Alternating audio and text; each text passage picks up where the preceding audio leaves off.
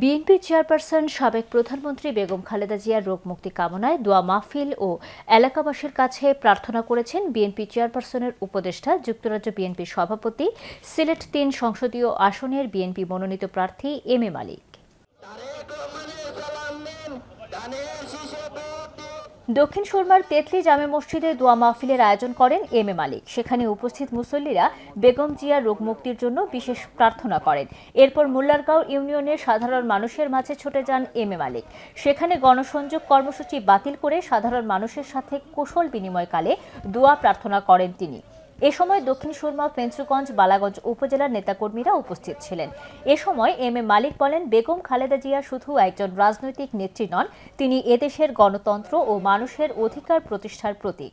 তার সুস্থতা দেশের কোটি মানুষের আকাঙ্ক্ষা। তিনি সবাইকে দোয়ায় বেগম জিয়াকে স্মরণ রাখতে অনুরোধ করেন।